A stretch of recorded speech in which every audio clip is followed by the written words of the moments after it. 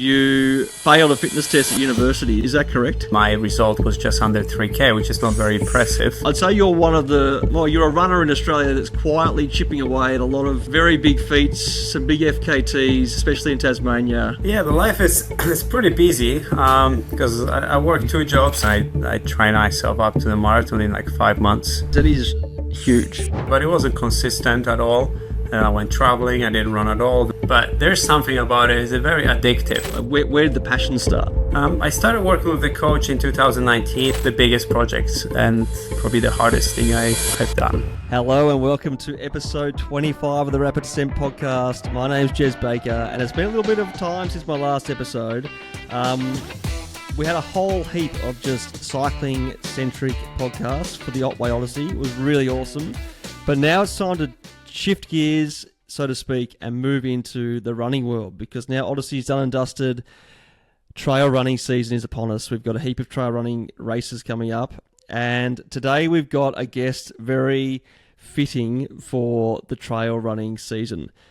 Today I chat to Piotr Babis. He's a Polish-born, Tasmanian-based trail runner. He's an Arc'teryx athlete, and he lives and works at the start line for day 3 of Run Tasmania stage race at Fortescue Bay. And he spends his evenings and mornings running the wilderness of Tasmania. Not only that, he's dominating the trail running world in maybe the most underrated way you can imagine. He's setting FKTs. He's winning backyard ultras like King of the Hill. He's winning ultra marathon 100 milers, but he's doing it all in such an understated, humble way. He almost seems like just your everyman runner. So today we talk about some of the adventures he's had, some of the FKTs he's set. In particular, we focus on one he's just done this year called the Southwest Traverse. Now this is a route he actually didn't dream up, but he's, I think, the first one to actually have a crack at it as an FKT. If you know the area, it's super rugged. It's the Western Arthurs, the Eastern Arthurs, Port Davey Track, and the South Coast Track down in southwest Tasmania, all linked together, 240 kilometres, and he ran it in 3 days and 18 hours, which, if you know the landscape there, is absolutely insane. That includes, climbing Federation Peak, which is essentially a rock climb at the top. It includes bouldering. It includes mud up to your waist in some spots. Climbing up ranges like the Ironbounds, which are over 1,000 metres above sea level. And, just doing the South Coast Track at the end is absolutely insane if you think about the terrain he had to cover. So we talk all about that, things like his rowboat crossing of the Bathurst Harbour in the dark and trying to navigate that in the middle of the night with not much sleep. We talk about his ground crew and how they had to run in 30 Ks just to meet him and run even further with him. We talk about all the races he's done and the other FKTs like Frenchman's Cap, the Three Capes track he's got the FKT on currently. The Larapinta unsupported FKT, had that for a while. We talk all about his adventures, all about his outlook on running, and we also discuss how he got to be such an awesome runner, having come from not even running at all at the age of 22. So really inspiring if you're a late starter in the trail running world or any endurance world, I suppose. But just a really inspiring guy, really good chat. I hope you enjoy it. I certainly had a great time talking to Peter. Enjoy.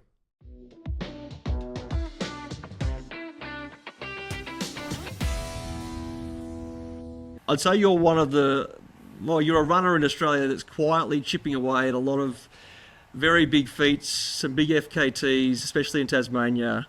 You're winning some massive races. You're an Arc'teryx athlete. You've come from overseas originally, but I just wanted to get a gauge from you off the bat, sort of what life looks like right now. Like, where are you living? What are you doing? What's your day-to-day look like? Just to give people the context before we get into the running side of stuff. Okay. Yeah, the life is pretty busy because I work 2 jobs. I probably work less than I used to work in the last few years, but I still work in 2 jobs, and that's apart from running 100 plus K a week. So definitely keeping myself busy. But I have a sort of 9 to 5 job at the moment, but still doing other things on the side, and so it is pretty busy. What are you doing for work? What are those two jobs? I'm a park ranger here at Fortescue Bay, also doing a bit of guiding, mostly on the Overland Track. Yeah, beautiful. Okay, so park ranger in Fortescue Bay. There's not many better places in the world than Fortescue Bay to hang out. So what does your day look like there? Are you sort of walking around the park? Is that part of your training, or do you work doing park ranger things and run as sort of discipline training on the... So with this position, that was the job I've been doing for the past 2 seasons involved a lot of more walking. So I was a wilderness ranger, and as part of the job, I was basically walking some of the best tracks here in Tasmania. This job is a bit more sedentary. There's a bit of walking involved in checking the campsites, but also a little bit of office work. But which is also good for training, because I can just, relax after a big training, or just rest up. So, and the main thing is that I have a beautiful place here to stay. So that's the biggest perk. And I'm definitely more of a mountain person than an ocean person, but it's also nice to have the ocean just down from the house. So it's a pretty good setup.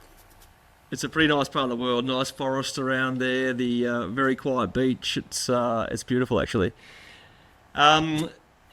People listening have probably sensed you've got a bit of an accent, so it's probably no surprise you're not from Tasmania originally. So if we backtrack all the way to the beginning, I guess. I read somewhere that when you were, I think, 22, you were living in your home country of Poland, and you failed a fitness test at university. Is that correct?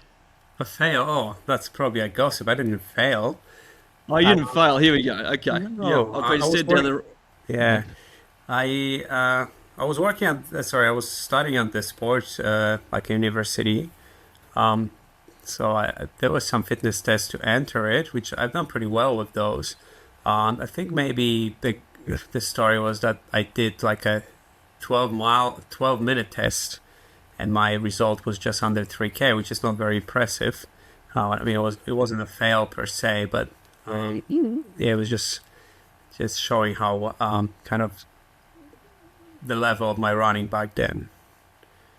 Well, look, I've been using AI to do some research, and AI has obviously said, look, less than, more than 4 minutes per K for 12 minutes, fail. So you failed the AI test, but essentially you're 22, and that's not too bad, 12 minutes, bit less than 3Ks, did you say? So what were you doing back then from a sporting perspective? And I guess what happened from there, from when you were studying, and obviously not an ultra runner by any means, through to, we'll get to it in a minute, but, winning some massive ultras, setting some FKTs on some seriously tough trails. How did you get into the sport? What was your sort of early days like? Yes, it's a pretty wild journey, and it still feels a little bit surreal because I didn't have big aspirations. I don't think I had the drive and the motivation I have right now.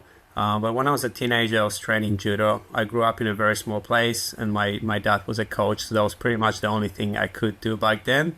Then I started doing a little bit of like weight training. I was trying to, get bigger and get a bit more muscles. But then I moved to England. I lived in London and just had the idea of running a marathon. I came back and I started training for a marathon, and just with basically from no running background, I trained myself up to the marathon in like 5 months.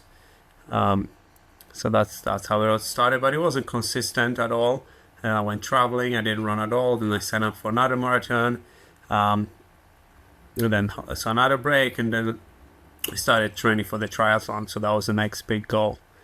And I moved to Canada, and I think I was 26, 27. After doing the triathlon, I kind of moved to trail running, and that's the beginning of my trail running journey. Interesting. So, like a lot of athletes I talk to, they sort of had that ping-ponging in the early days, although not that early for you, starting in your mid-20s. But, a lot of trail runners seem to go through cycling and road running and triathlon. They sort of end up making their way to the trails. What were you doing? I think you were studying sport and recreation. Were you travelling for your study then, or to get some experience in the field? What were you doing in England and Canada besides from running? Not just another adventure or kind of new chapter of my life. Always wanted to live abroad and never had the courage to. And finished bachelor's at the university and decided not to continue. I just wanted to put that sort of more into practice and see the world, and left for my first job to England, and then the new opportunities came up to go to Canada, so I moved there and then looked for another place and couldn't get the visa to New Zealand, or didn't get it at the time. Got the visa for Australia and did a bit of a research and found really good things about Tasmania, and came here, never looked back. Stay here for 7 years now, almost 8 years. What was your criteria when you're looking for places? Because New Zealand's definitely mountainous. As you said, you like the mountains more than the sea. And then you looked at Australia and said, oh, well, if I'm going to Australia, I'll go to Tasmania, not to the mainland where it's flat and boring. What were you looking for? Well, definitely they're good places for trail running and adventures. So I think New Zealand was my first pick. And actually, as a matter of fact, I had to go to up north. I had spent my first 3 months in Cairns or Tablelands because I had to do my original work. And after that, came to Tasmania because that's the most mountains, and I spoke to a few people and they all recommended Tasmania. So yeah, that was a good research and good recommendation. Yeah, awesome. You haven't left since. I'm just looking at your little timeline here. I believe, did you win a race in Canada before you came to Australia? Did you win any big trail races? Yeah. So so that was my first 100K. Won that one. Yeah. You won it. And what was the competition like? I'm just struggling to understand how you've sort of shot onto the scene so quickly and suddenly... I don't think that was like a prestigious race. I think, although maybe it was near Calgary, so I think I'm sure there were some runners there. I mean, I didn't know who is racing really, but not sure what the competition was, but managed to win it. It's pretty nice and pretty surprising for first 100K. So good. And was that sort of the tipping point to getting sponsorship and taking it more seriously, or was that just a little, oh, that's nice, I'll carry on living my adventure and look for some other runs to do?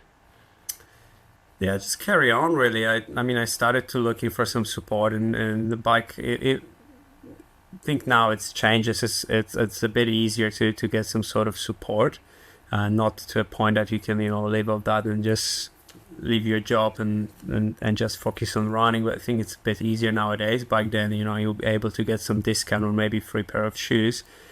But it wasn't life-changing by no means, and I still very much focus on working and doing things I need to do to stay in the country.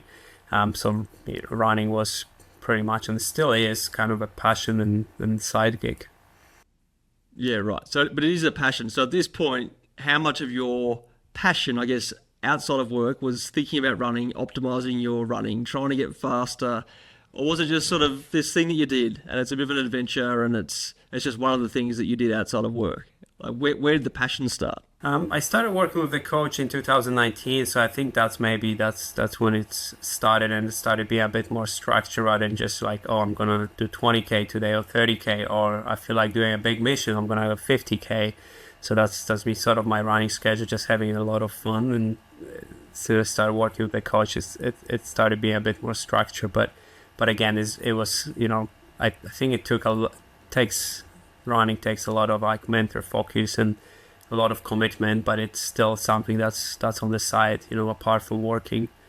So you kind of find a compromise and find a balance.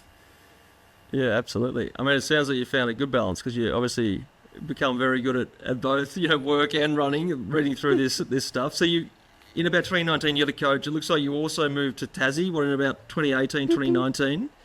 Yes, 2018, end of 2018, yes.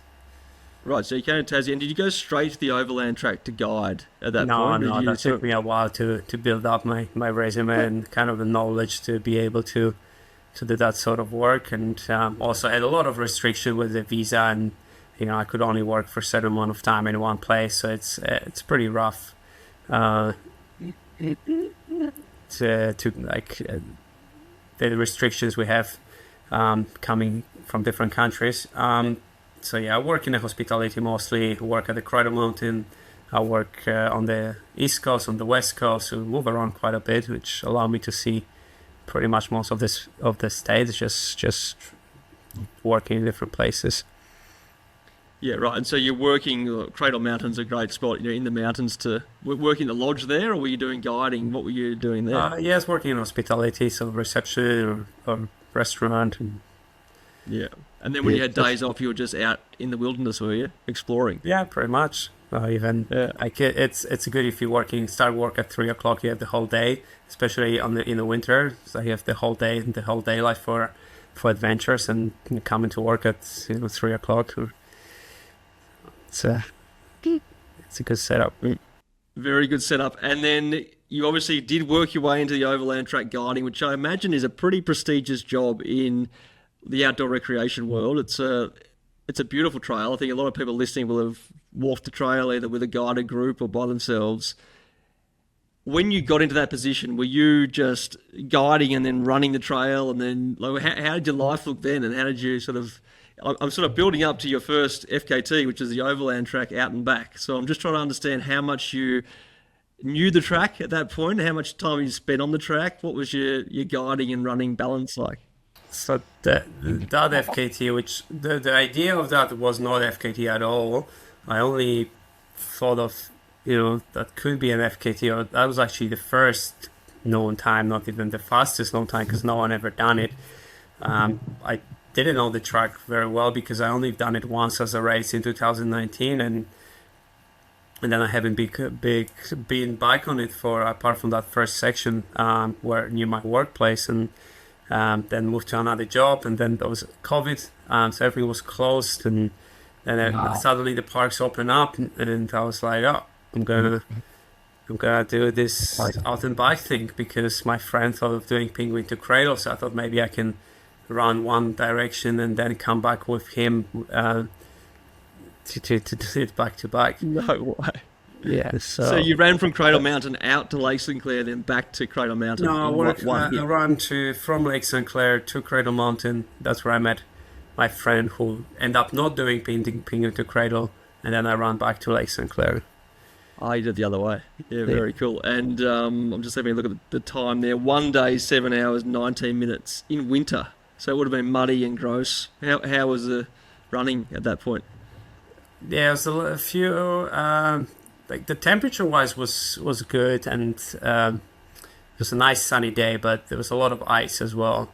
And that was very early days. I don't think I planned it well in terms of the timing, and I think I was not that aware of the sleep deprivation. I actually thought it's gonna take much faster, because we started at 5 p.m. So you put yourself in the sleep deprivation right away, because my idea was that run through the night and then join my friend for the second leg in the morning, so it's kind of convenient for him.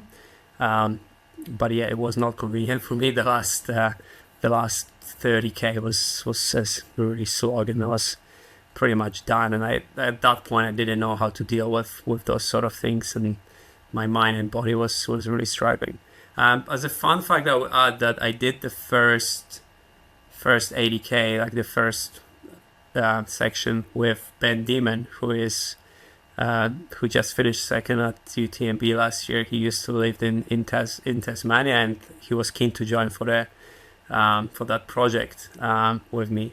He ended up not doing the second. He didn't come back with me, but he did the first section.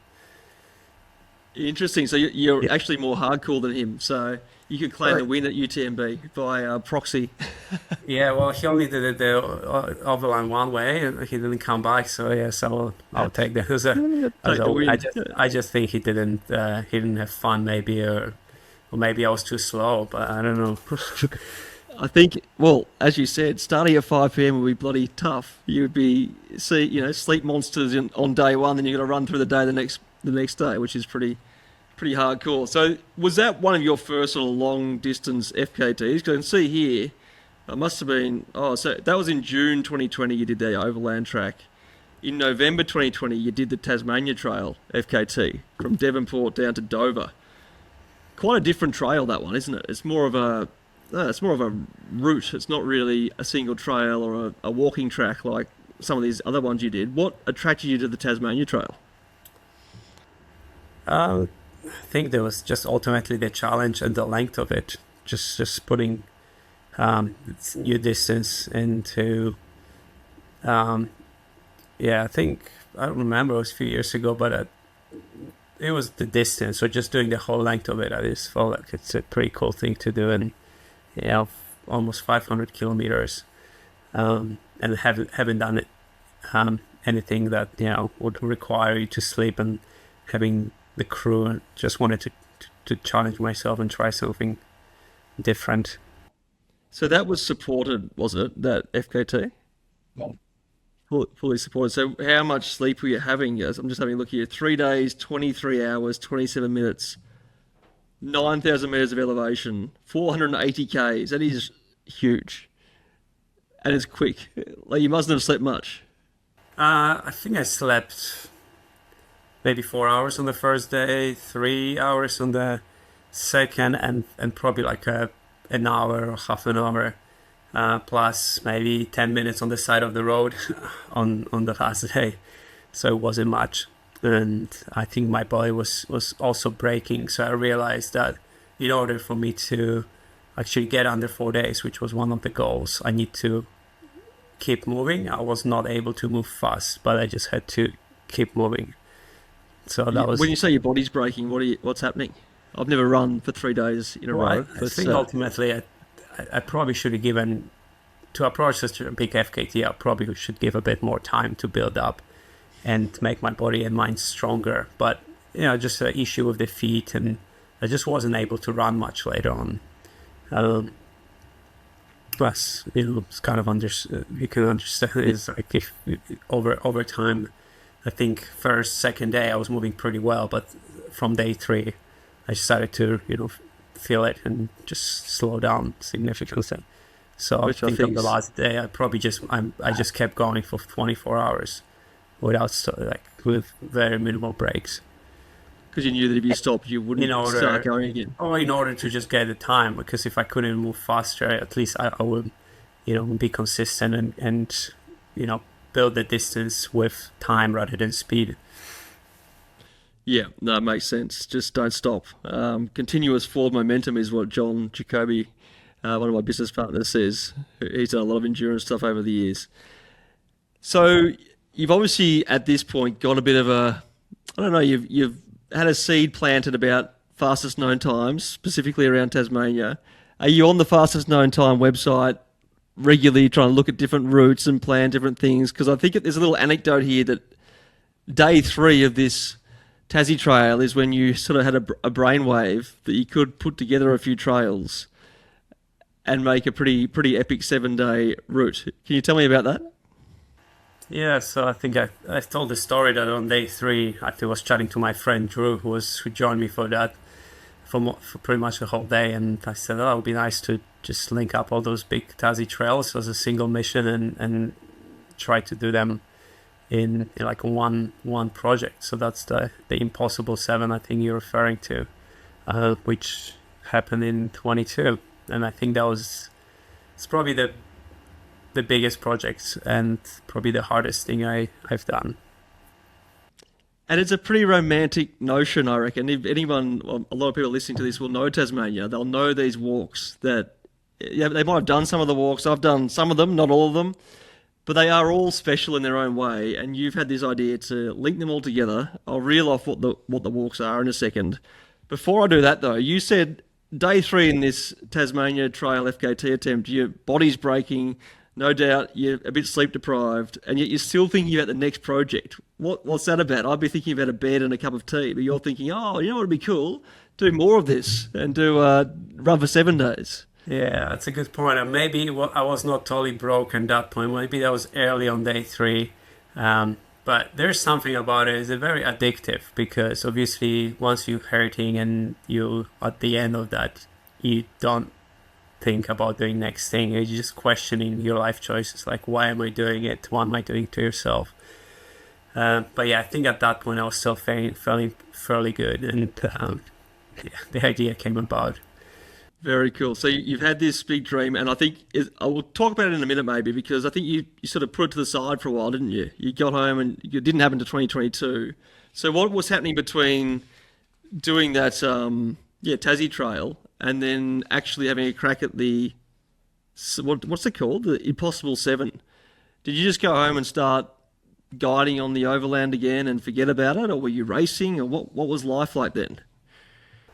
I think I don't really jump into those projects. I like them to sit there until I feel like this is the time to do it, rather than just doing it right away. Just let it sit there and plan things and wait for the let's call it right time. I think I just get back to work. I don't think I was guiding back then. I wasn't guiding till like 22. So I just came back doing what I was doing, working and training and doing some races. I think I've done like a smaller FKTs as a just fun adventure or maybe a training run. Just living the life.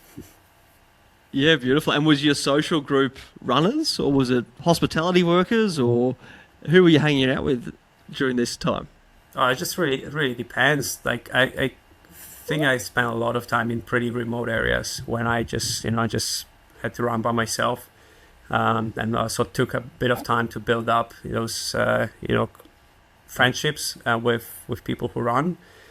So it's a little bit easier to find someone to run with, but also not if you're living in the middle of nowhere. So it's mostly people from different countries, just doing their thing for the visa. Yeah, that's cool. Interesting. So you just most Australians don't want to work in those places, so it's just immigrants.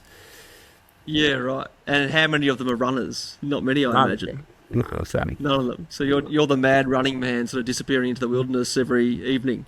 That's how they usually describe me, probably. Very cool. So the Impossible 7, Federation Peak, South Coast Track, Western Arthurs, Frenchman's Cap, Overland Track, Three Caves Track, and Freycinet Circuit. 7 tracks in 7 days. Now, I've done a few of these walking. I've done the South Coast Track. I've done Frenchman's Cap, from the road and from the Franklin River. Done the Overland. Done Three Capes. They're not easy tracks. I mean, Three Capes is okay, but some of them are pretty rugged, especially Federation Peak, I've heard, is absolutely atrocious. It's not really runnable. So, talk me through this 7 days, maybe starting with the planning process. What went into the planning of this? Because it's a lot of logistics involved, because they're not all in the one area. They're all over Tasmania.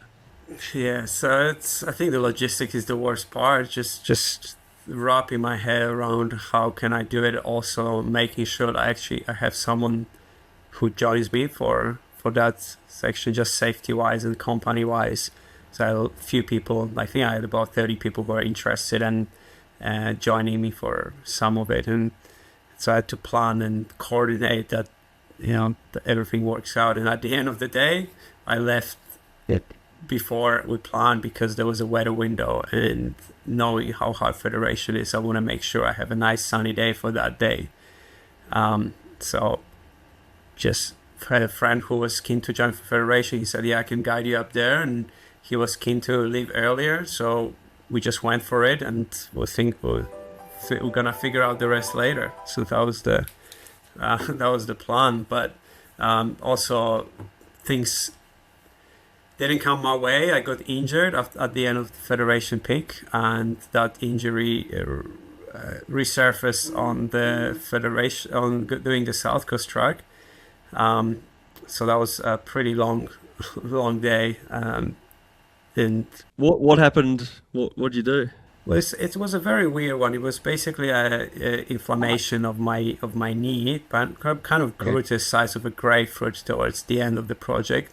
But the first thought was confirmed by some doctors or medical staff that it is just like an irritation from a plant or maybe a spider bite. So I just started taking some medications for it, but I never got any better. And when I came back from Frenchman's Cap, I went to the hospital, and they diagnosed me with just a tendon inflammation. So that was causing. You went to hospital mid-project, did you? Yeah. So I just wanted to know if I can continue or not. Like I didn't want to, lose my leg, but they kind of said like, no, you're kind of good to go. They didn't really say you're good to go, but they they didn't forbid me from doing any more tracks. So wow. Now I think we've got to backtrack a bit because I'm getting the sense that you understate a lot of your achievements. So I'm going to have to keep rewinding and sort of telling people what these mean. Because you sort of reel it off like, oh yeah, South Coast Track was a tough day. Federation Peak got a bit of an injury. Federation Peak, what, is 43 Ks? Is that return? yeah, so actually back then it was 50. Now it's almost 60 because there is new sections that are being closed off. So I think back when I did it, it was about just under 50k because you have to do extra few k on the road because it is close. So Yeah, right. So and the track, if you look at photos, if you just Google Federation Peak track, it is overgrown, there's logs over it, there's mud, it's like a jungle for the whole lead into the mountain, I believe. Then the mountain itself is tough. There's a big exposed section of essentially rock climbing at the top. This is not your typical sort of trail run that you hear about or you might go and do in a race. It's a very rugged track, and you've just sort of whipped it out in... How long did it take you that first time? well, taking pretty easy, but I think it took us 14 hours. But yeah, it's just to what you said, the Tassie trails are just on another level. So the FKT on that, if you start from the trailhead, is 42k, and the FKT is 11 hours at the moment. So it just gives you an idea of how hard it is. So you're not even that far behind the FKT, and you're starting this 7-day journey. So then you get back. What time did you start that, and what time did you get back, if you can remember? And then how did you get to the start of the South Coast Track at Cockle Creek? I believe you would have gone to. Yeah, so that's a funny story because I think we finished around 8 o'clock and we drove straight to Cockle Creek. So the idea of the initial idea was to fly in to Melaleuca and do the South Coast Track first, but because of the weather, I changed the plan, and we're like, okay, we're gonna do Federation just to get it out of the way, and then we can back it up with the South Coast and then just fly out instead, and it's still gonna give us enough time. And I didn't have much sleep, maybe half an hour or an hour, and we set the goal to do South Coast in 14 hours in order to catch the 3 p.m. flight. So we started like in the middle of the night to get the flight. We didn't realize how bad the South Coast Track is. Because the FKT on the South Coast Track is 9 hours, so I think we're pretty Gibson, bad. Isn't it? Yes, and that's, I think that in this, if the state of the track is not going to improve, that's never going to be. No one is going to come anywhere close to that. But so we gave ourselves 14 hours, which I think is pretty reasonable time frame. But yeah, the track was terrible, and then 20k, and I realized my knee is not good. And I remember, I think we're 50k in, and the plane was over our heads. So we were still 35k, and the pace from there only slowed down. So I was basically just like, limping on one leg. So it took us 23 hours. We missed the flight, obviously, and on top of it, the next day it was a bad weather, so there was no flights the next day. So we just waited one day, which is probably good for my knee. But yeah, just again for the listeners, Melaleuca, there's only one air service. It's these tiny little planes. They fly in from Hobart, Par Avion, I think it's called. If the weather's bad, they don't come in. They're normally like 21-year-old pilots. They're pretty dodgy. It's just this little, basically a taxi service. And if you miss that, I imagine it would throw a massive spanner in your logistics. So what happened the next day? You got the morning flight, or you... Yeah, we got the first flight out, and my crew picked me up, and we went to do the Frenchman's Cup. And I just from Hobart Airport straight to the start of Frenchman's at Frenchman's was pretty unique because we actually got the sunset on Frenchman's Cup, which is absolutely spectacular. And we actually got up pretty quickly, but then my knee started getting worse and worse, so the way back was pretty slow. Pretty slow. And compared to things like, I've skipped over Western Arthurs. Was that part of the... When did you do the Western Arthurs? Well, yeah, so I did Frenchman's Cup. I came back almost like there's something wrong with my knee. Kind of came to a realization I probably need to have it checked. So I went to the hospital, and they just taped it, gave me a bunch of anti-inflammatories, and I did 3 capes, and I thought I'm gonna do the Fraser Peninsula, and I just call it at 5 because that knee thing is not good, and I probably would be sensible to just stop it. But then I had a great idea that I will continue, and I actually gonna do more. So the weather was there was a big snowstorm. Actually, I was driving and almost at the sea level. I got there was a snow. So I did Walls of Jerusalem as a 6th one, and then I did. So I couldn't do Western Arches because of the snowstorm. Obviously, that place is not accessible if the weather like that. Or I mean, you shouldn't be attempted. So I did Walls of Jerusalem instead, and I thought, okay, I'll do Overland as the last one, then just to finish it off. So that will be the 7. But when I did Overland, I thought maybe I'll just keep going. So I picked some other tracks. I did Lake Rona, and then I went up more, and I didn't quite go to the summit, but I just did like some section of it, just kind of waiting for the weather to clear, because I knew on that kind of what was the last day of the project, the weather is really great, and also have a few good friends who wants to join me for that. So I thought we were gonna finish it with the Western Arches. So that was the last day. So it ended up being sort of 9 and a half. Yeah, I haven't got even any record of those in here, but that's crazy. So you did Walls of Jerusalem, which is also a nice hike and nice walk. Don't know what it's like to run in one day or whatever it is. What was it, Lake Rona? Haven't heard of that one. Yeah, so that's one. This is a Gordon Franklin National Park, and it's a huge, I mean, it's still 30k, but it is mostly flat, although it can be pretty boggy. But yeah, it's a pretty nice one. Yeah, awesome. And what I was going to say before I got into that was Frenchman's Cap Trail would have seemed quite nice, I imagine, after doing the South Coast Track and Federation Peak, because it's been redone recently. And I imagine you did this run 22, so it would have already been redone, was it?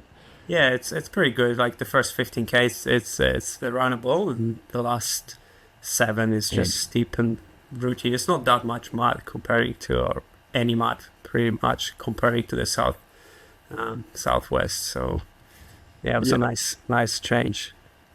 Yeah, and it's super hard to comprehend the condition of those tracks. Like the South Coast Track, in sections you're just in this big rut, and it's sort of up to your knee in black mud, and then you got to go over the ironbounds, and half of the ironbounds you're really bent over because there's shrubs over the track to waist high for a 1,000-metre climb, and then you back down. There's just no easy going. So the fact that Stu Gibson's done that in 9 hours something is unfathomable. I just don't know how he did that, but anyway, huge effort. That's an interesting one. I think it was 2017. I think maybe the track was better because I remember the track. So I did it just recently, and I noticed it got much worse in just those 3 years. So I'm just wondering how good or how bad the track was in 2017, because if it's in a good condition, it is pretty nice and runnable trail for most part. But yeah, in the state it is right now, obviously not taking anything from his achievement, because his times are pretty crazy, and his results like at the UTA are crazy. But like this, I don't think anyone could break 10 hours on this trail. The condition it is now. Yeah, right. I mean, I don't know Drew Gibson at all, but I know he's a weapon runner. Is he still around? Where's he based? And do you know him? I had a chat with him a few years ago, and I think he was based in Tassie, but I think he moved to the ACT, and I'm not sure if he's still running. But just on that note of the South, because I think there's also the same story with the Overland Track, because the record was set in 1995, and no one ever came close to it. Even Stu Gibson tried multiple times. And there's a bit of a debate, or I mean, I have a chat with a few people, and it seems like there could be the aspect of the gear. Maybe back in the day they didn't have to carry so much gear, because right now the list, I think, is the most gear you're ever gonna carry at any race. The amount of stuff you have to carry. So that's one thing. But the other thing is, although there's much more boardwalk now than there was back in the day, I think the track and sections got so eroded that's just much slower. And again, it was to Gibson didn't come close to his time, and like the fastest time now it's like 20 minutes off that record. So is it? Yeah, okay. And does walking traffic make a difference? Because there's a lot of walking groups out there in summer. I guess if you did in winter, there's not many around. I don't think it would make a difference because it's only 60 people a day, or a maximum of 60, and they usually spread out. So I don't think that will make that much difference. And I think it's just the track, how eroded it is now. Because there's this story Stu Gibson said that he will buy anyone a case of beer. Even if you take a ferry, you don't have to do the 60K. You can take a ferry and run that last 17 around the lake. And he said if you break Andrews Cromer, who holds the record, if you break his split on that lake section, he will buy you a case of beer. Wow, so it's that rough compared to when he did it. Yeah, so that's just to give you a good understanding. Like you can take a boat and you might still have a difficulty, so it might be even not impossible to run as fast as Andrew run in the run on that record day. So interesting. They almost had to reset the records every 10 years or something to account for track conditions. I mean, the record is a record. Yeah, I think it's gonna stand, but. Speaking of, I think you've got the FKT for Frenchman's Cap at the moment. Is that right? I do, yes. You do, and you got that year, but not during the project. It was previous, was it? Yes, I think it was a year before.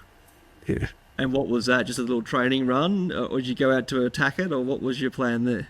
Yeah, I mean, I definitely wanted to set the FKT, but I came with the intention of doing it. I think it was a training run. I was doing 100K later, that maybe a month later or 2 months later. So that was sort of a training run, but also pretty nice adventure. So what, did you go out solo? Did you have people with you? What was the day like? I went by myself on this one, yes. So just got a snake bandage and mid jacket and enough nutrition for the day, and just went for it. That's so cool. Is that out and back, the FKT? Out and back, yeah, so 40. Out and back, and I should have it in front of me. What was the time? Do you remember? It's just over 6 hours. 6 hours. 6 hours. Bloody hell! So you've run out. You haven't stopped in the hut and had lunch. Obviously, you just done a quick U-turn, run back out again. Yeah, pretty much. Would have been pretty cool to get back to the car and go, "Yep, that was a good day out." Yeah, I didn't even have a phone, and by then that was my third time at Frenchman's, and those 2 times prior, it was always kind of average weather. It wasn't poor weather, but there was never a view. And the third time, I just went out without any phone, and it's a good day, but that's okay. That was a good day, no photos. And so how do you verify that with FKT.com? Do you have to show them your files? We had a GPS watch, so that was good enough. Yeah, cool. Yeah. Oh, that's awesome. And on this one, it's not like you can take a car or get a lift, so I think... no, exactly. No, I'm just wondering about what their criteria is. You have to call them up straight away or have someone there waiting for you, or you just send them a file and they go, yep, you've got that. Yeah, very cool. And you've also got 3 capes. I think that was part of the project. You got that record. That's pretty impressive, because I imagine a lot of people run 3 capes. Yeah, I mean, I've done, because I live here right now. I think I've done it just as a training run, actually not thinking about the FKT. And that was, right. I think the FKT goes it's a very recent, someone set it up, and so I've done it. Back when I did it as a part of the project, I think it was also very slow, so that was not anywhere close, but I just had a training run, I think, a few months ago. Oh, that's when you did it. Okay. And you did 3 hours 56 or something, which is crazy. Because it's over a marathon, and it's up and down, and it's... Yeah, I think it's 40 to 40K, 42K, depending what sort of device you have. And it's a for Tassie trails, it's extremely well tracked. It's basically like a highway. It's well maintained, it's wide, but on the other hand, it is not made for running. Like, the corners are very slow. You have to slow down, or there's like loose gravel, so it's still not an extremely fast track. But comparing to those tracks we've been talking about, it's extremely fast. Yeah. And so what are you wearing? Are you wearing like carbon sole shoes, almost like just regular trail shoes? Yeah. Yeah, okay. So it's still trail shoes. It's not like a road marathon setup for you on that sort of terrain. I think it's still more comfortable with trail shoes. Yeah, I don't even have. Awesome. I don't think I have carbon shoes. Anyway. Oh, really? I was going to ask about that because there's often like this. Well, we here as event organisers, I think it's the 3 or the 4 C's of trail running. That's why everything's getting so fast, and it's carbs, carbon, caffeine, and cooling. Okay, that's good. So I don't know. Out of those 4, how many of those do you partake in? I mean, carbs. I imagine you have a lot of carbs. Yeah, that kind of thing. Yeah, I like caffeine usually before the run. Yeah. Are you quite scientific about it? Like, you're having your 100 grams an hour. That seems to be the benchmark for cycling these days. I'm trying, yes, but I think I'm more of like a lower end. I don't think I can take 100 grams per us for now. I try. I just had this sort of a training. I'm doing a miler in May, and I did this 75k race, and I just decided to take it more easy and treat it as a training run, and also wanted to take as much nutrition as possible, but it's going according to the plan for the first 3-4 hours, but later it's like my body just rejecting the gels. It's a lot when you're running, I imagine, to have that sloshing around. It's a bit different to be on a bike. Yeah, I think it's definitely. I mean, I'm not a cyclist, but it seems like a bit easier to have it on the bike. Yeah.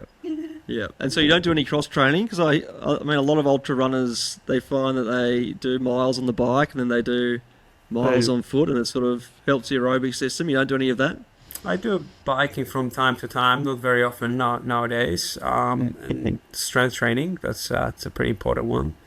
Like a stability work and weights sometimes. So I do that. If I have a chance, I will go on the bike as well, but yeah, it's mostly running. How often are you doing heavy sort of strength stuff, or just any strength stuff? I don't do heavy right now because I'm kind of getting more to like a racing season, but I try once or twice a week do some sort of exercises, support running. Okay, yeah, that's good to know. I mean, it's something that probably amateurs, age groupers let go pretty quickly. But it seems to be pretty much unanimous that if you're going to be running, you've got to do some strength work, because it doesn't give you enough strength just running. You have to have that resistance built in, which is interesting. Now, I've got a whole heap more in this timeline I want to go through. I don't want to keep you here all day, though.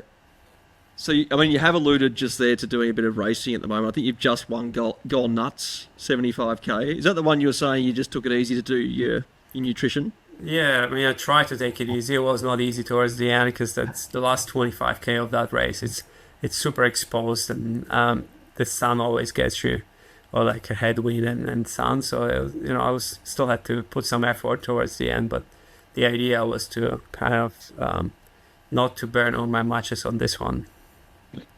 Yeah, right. And you got the win, which is incredible. It's not a small race, Gone Nuts. So yeah, well done.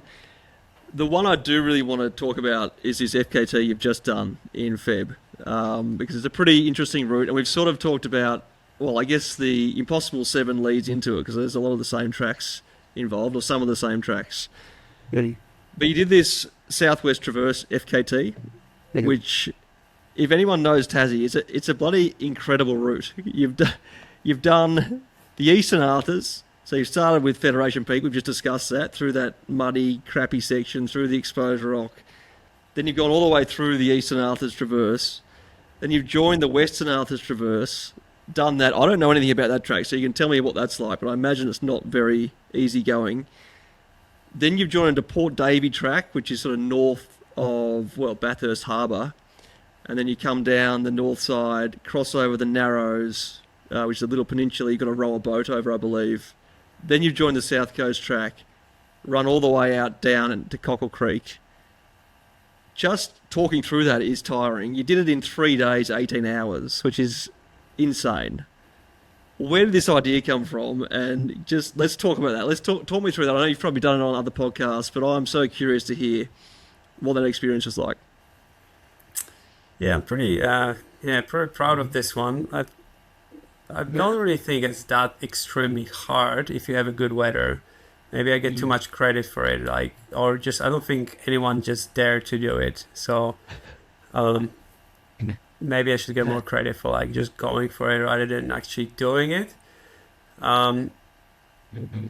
Because like if the weather aligns, it's it is doable. I mean, I wouldn't want to encourage anyone to try. You have to have a bit of a knowledge and experience to do that. But it's just, I think it's the best track you can do. It's the longest continuous track. By saying track, I mean in the quads, because it is it's not a very good track for most part. But it is the longest, the longest route you can kind of draw on the map without, taking any going off the going on the road. So, and I think someone in Australia, you think, or in Tasmania? No, in Tasmania. And it's sorry to interrupt, but I think there's something so romantic about that southwest Tasmania, because it is so remote. You can't really get in there except for helicopter, or you probably can't even get a helicopter in some of those places. So to be running for 240 k's through that wilderness, it's something you don't get in many other parts of the world. It's just so remote and so beautiful. World Heritage Area. Yeah. So where did the idea come from? Were you just poring over maps in the evenings, or were you talking about it with friends, or were you just sort of slowly piecing it together, or where did the idea come from? Well, I think someone posted that route on the on like a running group, like Hobart Trail Runners, years ago, and I noticed that, and I think I probably took a mental note of that, and I remember people discussing it, that that would be just like a massive undertaking, and discussing like how can you get support and things like that. And as I said earlier, I don't like to jump into things. I like to plan it and wait to a point that that's a kind of irresistible, and I really want to go for it. So that happened on the beginning of this year, and I managed to pull it So off. no one had done it before, so they'd posted the thing on the Hobart Trail Runners as a could this be done, not as I'm going to do this. No, it was more of an idea, or maybe information that this is the longest track. It happens to be in this extremely interesting and beautiful place, and as you said, pretty special, because there's no access points into it, just to the certain sections on the outside. So, and as you said, the World Heritage Area. So that's just all coincided, and so Jamal put it out there, and maybe they waited for someone to actually put it into action. Awesome. So you had the plan, and how did it unfold? Did you have a date set that you were definitely going to do it, or were you waiting for a weather window? What was your crew like? What was the logistics involved? Yeah, so similar to that Impossible 7, the planning it wasn't as hectic as that was for the previous project, because there's a little bit less, and a little bit moving around, at least for me who is going there. But I still want to make sure I have someone for each section. So we obviously, naturally, it's broken down into 4 sections. So I want to make sure I have a friend who joins me for each section of that project. And I actually had a friend from Alice Springs who was keen to do the whole thing with me. So we have to plan around it.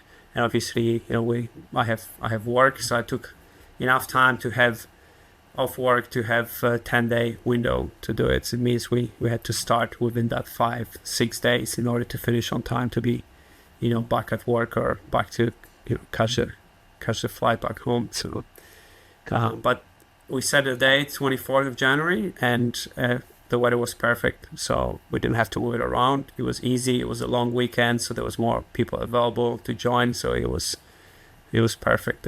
And the weather was not good this summer at all. It was actually terrible. I couldn't do much recce. Every time I had a weekend that was off, I wanted to go and do a bit of a recce, and the weather was just horrific. So I couldn't do any recce prior. But we set the date, and that weekend was perfect. So. Oh, gee, that's lucky. I was in Hobart for Christmas, actually, and it was 10 degrees or something in Hobart on Christmas Day. It was miserable, windy, cloudy. You could look over to the southwest and just see. Yeah. It was pretty miserable. So you're lucky in January to get a nice day. So what time do you drive out to the start there at, what's that road where you start the Federation? Picton Road? So, yeah, it was Picton. Yeah, we opted to have a good sleep in Hobart and not to start super early as I would usually aim. We started I think 9:30 in the morning to give yourself enough time for the prep. So it's a reasonable time. Yep. And what are you carrying? Have you got lots of stuff? Where'd you have to get through before your first, I guess, support crew could get to you? Yeah, so that was not until the night. So that was almost like 18 hours, I think. Wow. So you still need to carry, around 24 hours worth of food for that first section, and even more for the next section because that's even longer. And just based on how remote it is, you still need to carry like extra safety gear and extra layers. So something that I would usually run, with just a small vest. I actually had like a 50-liter vest, and it was almost full with gear and food. Yeah, wow.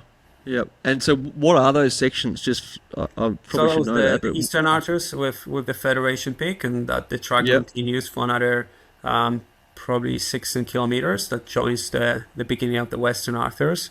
And the first section of the Western Arches it's not very well traveled because most people just do that classic loop. So this link-up track between the Eastern Arches and the main section of Western Arches, that was actually the slowest. It took us 10 hours to cover 13 kilometers. Wow. Yeah, because it is uphill, but it's also very overgrown, and we had to also navigate. We couldn't find a track. And then once we find the track, it's so narrow, you have to squeeze yourself through it. So it's no talking about running. You cannot even, power hike or anything. You just kind of squeeze yourself through a vegetation. Wow. Is that Lake Roseanne? I'm just looking at the map here. Is that sort of through to Lake Roseanne? And then Lake Roseanne, Lake Promontory.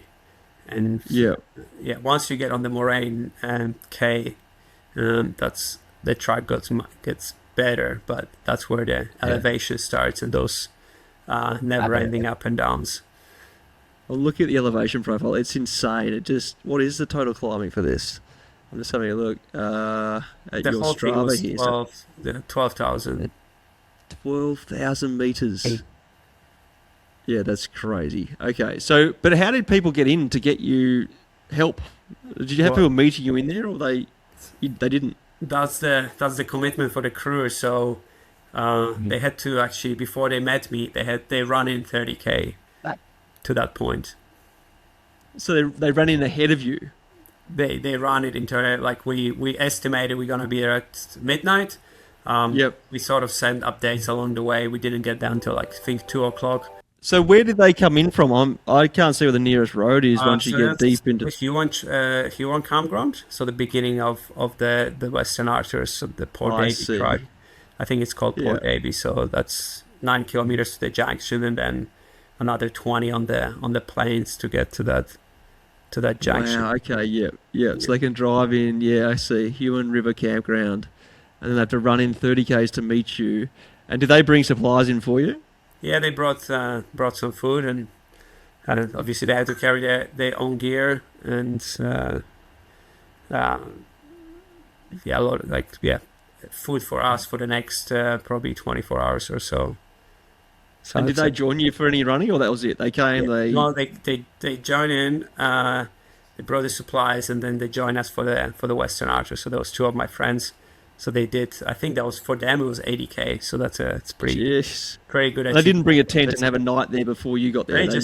They just slept for like an hour or two in a BV bag, or like a body bag. Sort of that. It's better than the BV bag. Sort of like it traps heat, and it's fairly light, but they probably haven't slept much. Just lay down, just waiting for us. So it's a big commitment. Jeez. So then you did the Western Arches. What was the running like through there? So once we go to the top, it is pretty slow going, and we carrying a bit more than we usually would for that, because you're more remote, you're getting tired, and so you have that extra safety gear, and just considering how long the project is, you kind of need to accommodate for the fact that you will be moving a bit slower, just pacing yourself. So, but either way, also you have, because of that, you have to carry more gear. No, it's probably one of the highlights. Just got being up on the Western Arch is just such a beautiful section and just unique views. But on the other hand, yeah, it's pretty slow going. So we didn't I'm get. having a look at your Strava photos now. It looks spectacular. But if for anyone listening, you should go and find Peter on Strava and have a look at his Southwest Traverse on, what was it, 24th of Jan? Yeah. And it's got some nice photos on the map there. You can sort of see what it's like, and it gives you a real picture of the terrain. It's spectacular, but as I say, there's no easy going. And then, that's just the beginning, really, because then you've got the whole South Coast track. Once you get all the way down to the Narrows, which is still a long way, but it looks kind of open there. Is it quite open on that Port Davey track? Yeah, so once you get to the west, once you finish Western Arches, you only really, what was it, 40 minutes? It might be less than 80k, but in terms of the time, that's pretty much, it consumes half of the time. So 80k takes as much time as the remaining 160. And Port Davey, it is hard pretty, to believe. It is muddy, but it's fairly flat comparing to the rest. It's just mostly on the plains. There's a few hills. There's still about 1,500 meters of climbing, but that's stretched out over 60, 70k, so you don't really feel the elevation that much. Yeah, and then at the Narrows there, we have to cross a little estuary into Bathurst Harbour. What's the situation there? They're rowboats, so you have to go backwards and forwards on. Yeah, it's about 400-meter crossing, so you have to jump on the boat, row across, and then you have to attach the second boat to make sure there's a boat on the other side, because we only had one boat on our side, so we didn't just want to, just leave someone without the boat on the other side potentially. So we had to row across with two boats and then row it. So you actually end up rowing 3 times. I can see that on your Strava. It's backwards and forwards yet 3 times. So you row across with one, you grab the other one, and what puts someone else in that, do you? One of your crew?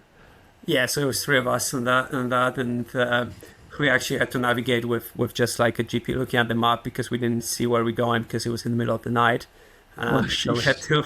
So one of us was rowing and the other one was holding a phone and just giving the right direction where to go, because it was pitch dark.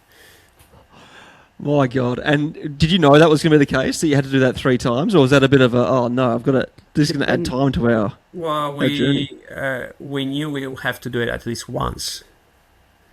There was also a risk that there won't be any boats, because if someone would draw across and they realize, or they feel like, most of the bushwalkers, they have pretty good etiquette and they wouldn't do it. But if someone rows across and there's all the boats on one side, it means there's no boats on our side. So that would be a pretty, I'm not sure what would we do. Probably would have swim in the middle of the night, but. No, it's 400 meters in salt water, and it's not insignificant. It's not like the one on the South Coast track, which is Preon Bay or whatever it is. Yeah. Okay, so then you've run. I'm shortcutting this. That's obviously a massive amount of running from the Western Arthurs down to Melaleuca. Did you stop at Melaleuca at all, or just charge through? Yeah, we stopped probably 4 hours. We're hoping to have a longer break there and proper sleep, proper feed, and have a swim there in the river. But we got there so late that it ended up only being 4 hours. Just had to keep going the next morning. And I was. Did you get a hot meal there or something? Not even, just a pack of tuna and whatever it was. Just kept going, and the next day was pretty challenging as well, because I said the weather was good, but I think it was even too good for running standards. The main thing was that it is not raining and there's no blizzard, because that wouldn't allow us to go into the Archer, so it just wouldn't be safe. But that last day we had 30 degrees when we started. So for Tassie, probably for the mainlanders, that's a nice cold temperature to go running. But 30 degrees in Tassie is not only I wouldn't say unheard of, but it's pretty rare. But it also feels much hotter than it actually is. The sun is it's just burning. Yeah. There's no ozone layer. It feels like No. it's so hot down there. And yeah, you wouldn't get that very often, especially down that part of Tasmania. So then the running through South Coast Track, I mean, we've talked about it already today. You've done it before. What was the ironbounds like? Do you sort of charge up there or power hike up? And then how'd you come down the other side in that shrub that we talked about? Yeah, going up was fairly okay.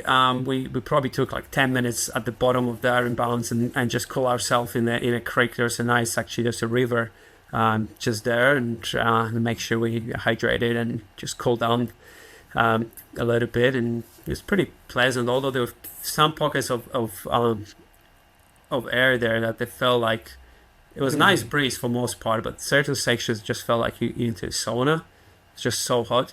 But yeah, beautiful views. The descent was a bit more challenging because that's it's very technical. And funny thing is, and not funny at the time, but the South Coast, I think it's a little bit. It's a bit of a curse because I got my knee injured there, or like I realized it's injured on that project, and I had those. Not the same, but I had issue with my other knee on that last project. So that descent really was not pleasant, and the remaining 30 40k, I knew it's an issue sort of towards the end of Port Davey, and the beginning of the South Coast was fairly okay, but I knew it's gonna get worse and worse, and that descent really made it even worse. So it's just I haven't had any injuries, and the main two injuries I had was on the South Coast. Wow, yeah. So I had to push It's through. pretty rugged terrain. Actually, I'll tell a little anecdote. My dad won't like this, but I walked it with my dad. It must have been 2014 or something. And we were going the other way, so we were going from Cockle Creek to Melaleuca. But on the way down the western side of the Ironbounds, he fell and snapped his kneecap in half, tore all four of his quadriceps. And then we had to hike all the way to Melaleuca like that. So it was disgusting. His knee was completely black, and it was long story. We thought then he got hypothermic because he went swimming in the sea, and it was just this big ordeal. We should have just got a helicopter, but it's just no real way in or out of there except walking or helicopter. So you did better than him. You managed to just get a bit of a niggle and charge through to Cockle Creek. Was it pretty easy going from there? Like, was it smooth sailing? It was in the bag. You knew you were going to get there, or were you really grinding through? Yeah, I don't think my injuries were not as severe as your dad, so I think we should get some credit for going on those injuries. I hope I never have to push through those. Well, it wasn't. It was kind of a bit easier, but still a few sections of very muddy, like the South Cape ranges.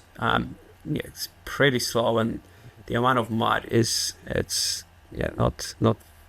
not very pleasant. So my knee was going. It wasn't getting any better, but I knew I have to push through, and it's not like I had any options out, so I just had to